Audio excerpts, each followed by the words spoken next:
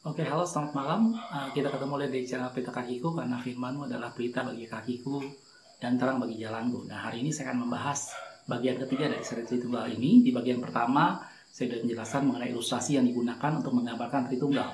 Orang menggunakan berbagai macam ilustrasi, tetapi dalam firman Tuhan, Yesus berdoa buat murid-muridnya supaya mereka menjadi satu, sama seperti Dia adalah satu. Itu di bagian pertama saya sudah bahas. Di bagian yang kedua, saya di sana membahas tentang kealahan Yesus. Karena kalau kita bicara Tritunggal, pribadi yang kita akan sorot adalah apakah Yesus itu Allah. Dan itu saya sudah jelaskan di bagian yang kedua. Nah, di bagian ketiga, ini kita akan bicara masalah bagaimana dengan Yesus pada saat Dia berkata, Bapa lebih besar dari aku. Nah, ini akan kita coba bahas di bagian yang ketiga ini. Ayat yang pertama saya akan ambil dalam Yohanes 14 ayat 28. Dibilang seperti ini.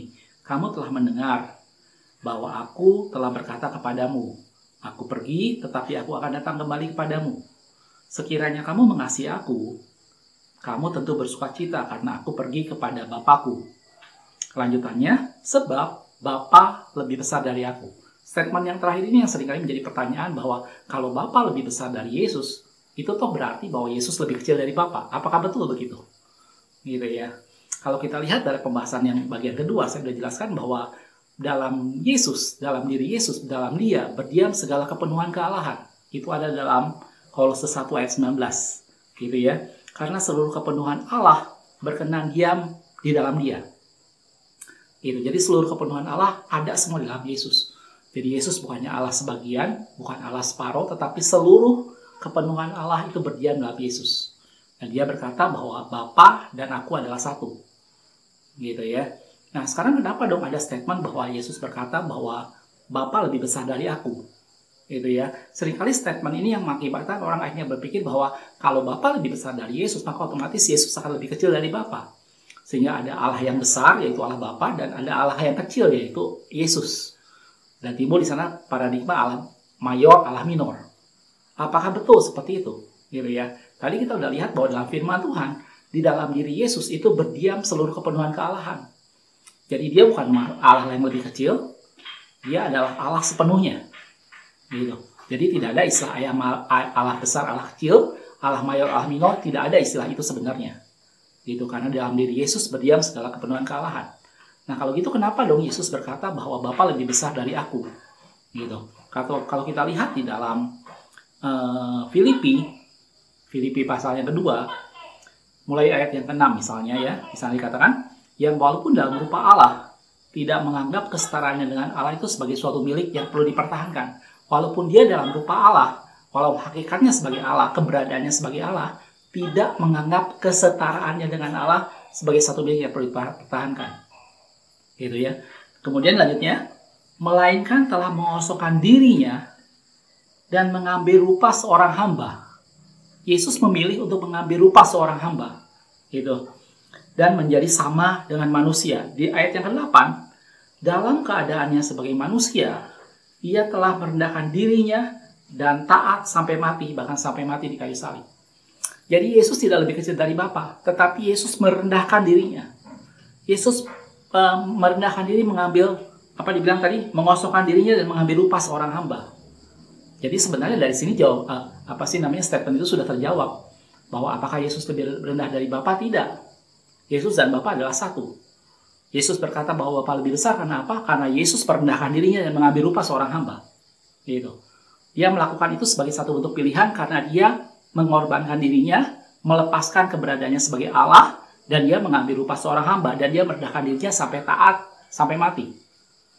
Gitu. Ada ayat yang lain dalam Ibrani. Kalau kita lihat dalam Ibrani 2 ayat 9, dikatakan seperti ini. Tetapi Dia yang untuk waktu yang singkat dibuat sedikit lebih rendah dari malaikat-malaikat, yaitu Yesus, kita lihat yang oleh karena penderitaan maut, dimahkotai dengan kemuliaan dan hormat, supaya oleh kasih karunia Allah, Dia mengalami maut bagi semua orang. Di sini tegaskan lagi bahwa dalam waktu yang singkat, selama Yesus hidup, Dia meninggalkan keberadaannya sebagai Allah, Dia mengosongkan dirinya, dan dalam waktu yang singkat, dikatakan di sana, Dia dibuat sedikit lebih rendah. Dia merendahkan dirinya. Bahkan dikatakan lebih rendah dari malaikat-malaikat. Gitu. Jadi Yesus tidak lebih rendah dari Allah. Yesus tidak lebih kecil dari Allah Bapa. Dia bukan Allah minor atau Allah kecil. Yesus itu adalah Allah sepenuhnya dan dalam Dia berdiam segala kepenuhan kealahan. Kalaupun Yesus berkata, Bapa lebih besar dari aku, itu semata-mata karena Yesus merendahkan dirinya. Dia mengambil rupa seorang hamba. Dia tidak menganggap kesetaraannya dengan Allah sebagai suatu milik yang perlu dipertahankan. Dan dia dengan dalam waktu yang singkat dibuat sedikit lebih rendah dari malaikat-malaikat, bahkan dikatakan seperti itu. Gitu ya. Jadi, itu pilihan yang Yesus lakukan karena dia mengasihi manusia. Itu keputusan yang Yesus lakukan karena dia mengasihi kita semua, sehingga dia meninggalkan keberadaannya sebagai Allah. Dia mengosongkan dirinya dan dia taat dan dia merendahkan diri seperti itu. Gitu. Nah, sebenarnya pertanyaan ini ya, statement ini sebenarnya udah dengan mudah kita bisa jawab. Karena apa? Kalau kita lihat misalnya dari dulu kita sering merayakan Natal, sebenarnya kita udah dapat gambaran bagaimana Yesus merendahkan diri, gitu ya. Kalau kita perhatikan dalam waktu kelahiran Yesus misalnya, gitu, ilustrasi Natal itu selalu digambarkan dengan kandang domba, gitu ya. Yesus lahir dan diletakkan di dalam palungan, gitu. Itu adalah bentuk bagaimana Yesus merendahkan dirinya. Saya yakin di antara kita semua, nggak ada di antara kita semua yang lahirnya di kandang domba, bukan? Gitu. Bagaimanapun kondisi kita, itu tidak ada di antara kita yang lahir di kandang domba. Dan Yesus lakukan itu. Itu sudah menunjukkan bukti bahwa dia merendahkan dirinya. Itu waktu dia lahir, gitu ya. Semasa dia hidup. Pada waktu hidup, kalau kita lihat di dalam Lukas 9 ayat 58, dibilang Yesus berkata kepadanya, serigala mempunyai liang, burung mempunyai sarang, tetapi anak manusia tidak mempunyai tempat untuk meletakkan kepalanya. Itu gambarnya bagaimana Yesus merendahkan diri. Pada waktu pelayanan dibilang, pada waktu dia mulai melayani, serigala punya liang, burung punya sarang, tapi anak manusia tidak punya tempat untuk meletakkan kepalanya. Jadi pada waktu lahir dia sudah merendahkan dirinya, pada waktu dia melayani dia melakukannya dengan rendah hati. Dan kalau kita lihat sekarang pada waktu Yesus mati, semua orang tahu dalam Galatia 3 ayat 13 dikatakan, Kristus telah menebus kita dari kutuk hukum Taurat dengan jalan menjadi kutuk karena kita. Sebab ada tertulis, terkutuklah orang yang digantung di atas kayu salib. Jadi dia mati dengan cara yang mati serendah mungkin. Jadi Yesus sama sekali tidak lebih rendah dari Bapa. Dia adalah Allah sepenuhnya, di dalam dia berdiam segala kepenuhan kealahan. Kalaupun dia berkata bahwa Bapa lebih besar dari aku, karena Yesus memilih untuk dia merendahkan dirinya. Dan dia merendahkan diri pada waktu dia lahir, dia merendahkan diri selama dia melayani, dan dia merendahkan diri bahkan pada saat dia mati. Itu Yesus lakukan semua karena kasihnya buat kita semua. Karena kerendahan hati itu, karena Yesus merendahkan dirinya, sehingga dia bisa taat sampai dengan akhirnya. Dia merendahkan dirinya, kerendahan hati itu yang mengakibatkan munculnya ketaatan. Makanya dalam satu ayat dikatakan seperti ini, Matius 11 ayat yang ke-29.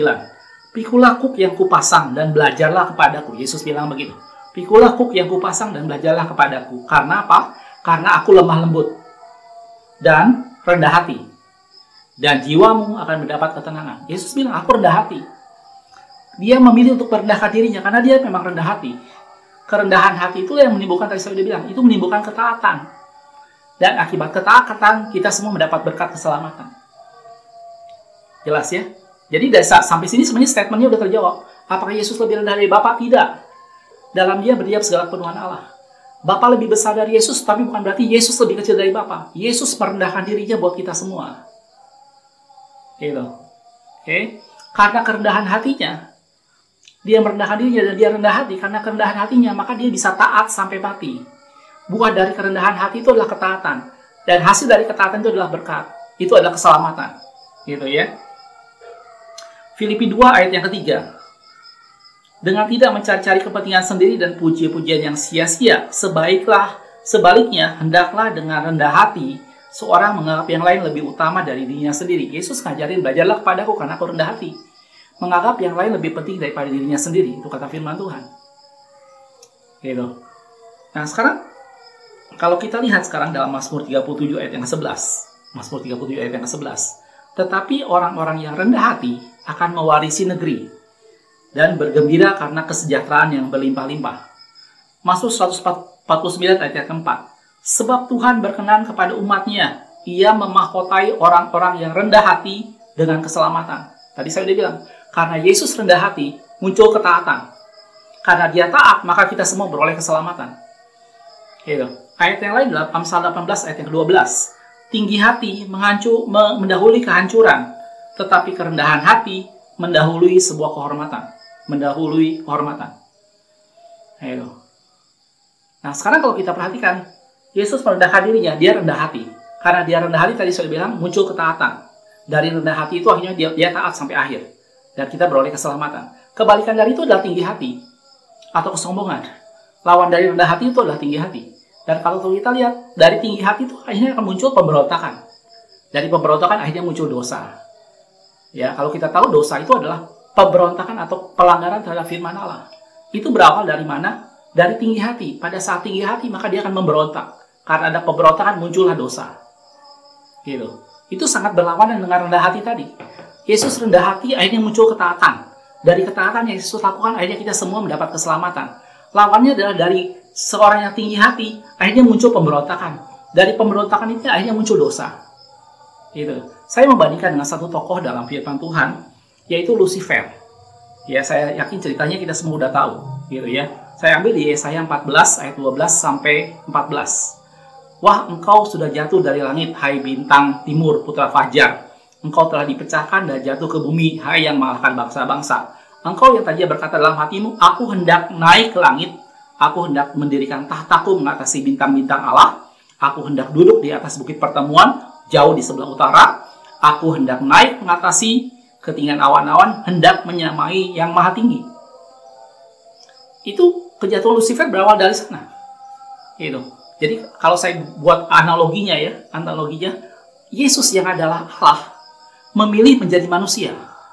Mengosongkan dirinya, keberadaannya sebagai Allah, dia kosongkan, dan dia mengambil rupa seorang hamba. Kebalikan sekarang ada Lucifer yang sama sekali tidak seperti Allah, tapi dia mencoba naik menyamai Allah. Dia mencoba menempatkan diri sebagai Allah. Dan itulah dari sana muncul tinggi hatinya. Dan akibat tinggi hati kemudian timbul pemberontakan yang kita tahu semua ceritanya. Gitu. Hal yang sama yang dialami dengan Adam dan Hawa. Kalau kita lihat Adam dan Hawa, kejatuhan Adam dan Hawa dalam dosa, itu pada saat itu iblis dalam rupa ular menawarkan sesuatu penyelewengan firman Tuhan di sana. Tapi kalau kita lihat ayatnya di Kejadian 3 ayat yang keempat, tetapi ular itu berkata kepada perempuan, sekali-kali kamu tidak akan mati. Ini perkataan yang tidak sesuai dengan firman Tuhan. Tetapi Allah mengetahui bahwa pada waktu kamu memakannya, matamu akan terbuka dan kamu akan menjadi seperti Allah. Itu kata-kata yang menariknya. Itu kata-kata yang menjebaknya. Karena itu yang menjadi keinginan Lucifer sejak pertama. Dia ingin menjadi Allah. Yesus yang adalah Allah sendiri mengosongkan dirinya dan mengambil rupa seorang hamba. Lucifer ingin menjadi Allah dan dia menawarkan itu kepada Hawa. Gitu. Dan kamu akan menjadi Allah, menjadi seperti Allah, tahu tentang yang baik dan yang jahat. Akhirnya kita tahu ceritanya. Karena tinggi hati itulah akhirnya timbul pemberontakan yang tadi saya sudah bilang. Pemberontakan itu adalah melawan firman Tuhan. Dari sana timbullah dosa. Ini sangat berbanding terbalik dengan apa yang Yesus lakukan. Yang Yesus lakukan justru adalah dia rendah hati, dia melakukannya dengan taat, karena ketaatan sampai akhir dia menderita, dia mati di kayu salib, dan tidak semua beroleh keselamatan. Gitu. Oke. Kita lihat satu ayat dalam Daniel 5 ayat 20. Ini contoh lain dari ketinggi hatian. Tetapi ketika ia menjadi tinggi hati dan keras kepala, sehingga berlaku terlalu angkuh, maka dia dijatuhkan dari tahta kerajaan dan kemuliaannya diambil daripadanya. Ini cerita pada waktu itu, Daniel menerjemahkan arti sebuah tulisan di dinding. Jadi pada waktu itu, setelah Nebukadnezar digantikan oleh anaknya, kemudian si anaknya melihat tulisan di dinding, dan kemudian dipanggillah Daniel untuk menerjemahkan tulisan di dinding itu. Kemudian Daniel menceritakan bagaimana Nebukadnezar, ayahnya Raja satu itu Belsyazar, Allahnya bapaknya dari raja itu, dia tinggi hati dan akhirnya dijatuhkan dari kerajaannya dan dikatakan dalam firman Tuhan dia hidup seperti binatang.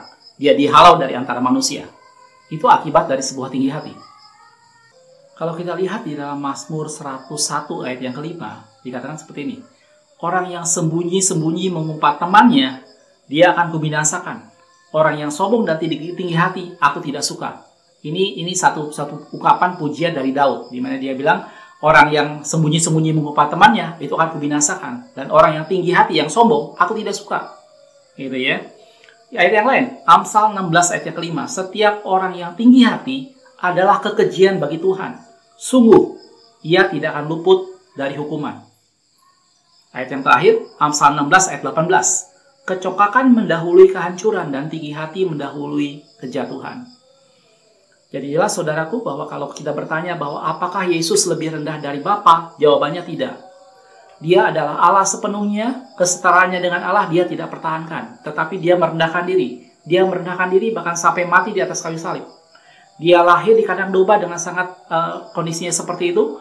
Dia melayani dengan penuh rendah hati dan akhirnya dia taat sampai mati di kayu salib. Itu berlawanan dengan tinggi hati. Tadi saya sudah bilang dari rendah hati akan muncul ketaatan. Dari ketaatan itulah muncul keselamatan. Kebalikan dari itu adalah tinggi hati. Dari tinggi hati akan muncul pemberontakan. Dari pemberontakan akan muncullah dosa. Dan kita sudah lihat semua. Nah, mudah-mudahan dari apa yang saya jelaskan sekarang kita bisa mengerti bahwa kita harus berjaga-jaga. Siapapun kita harus berjaga-jaga. Kita harus menjaga hati, jangan sampai ada muncul tinggi hati di sana. Tinggi hati itu yang membuat kita tidak bisa diajar. Tinggi hati itu yang membuat kita merasa kita mampu, kita berpuas diri. Membuat kita merasa bahwa saya tidak perlu Tuhan. Toh saya bisa lakukan dengan kekuatan saya sendiri. Tinggi hati itu yang membuat kita tanpa sadar ada satu kesombongan yang muncul. Hati-hati saudaraku, kesombongan itu bukan cuma sekedar sikap. Tapi kesombongan itu adalah suatu niat yang muncul dalam diri kita di mana kita berpikir bahwa saya tidak perlu orang lain. Saya bisa melakukannya tanpa bantuan Tuhan. Dan Yesus bilang, belajarlah kepadaku karena aku lemah lembut dan rendah hati. Dan jiwamu akan mendapat ketenangan. Dan Yesus sudah membuktikan itu semua. Mati buat kita, dia tinggalkan Allah. Dia tinggalkan kerajaan sorga, dia kosongkan dirinya dan mengambil rupa seorang hamba supaya kita semua beroleh keselamatan.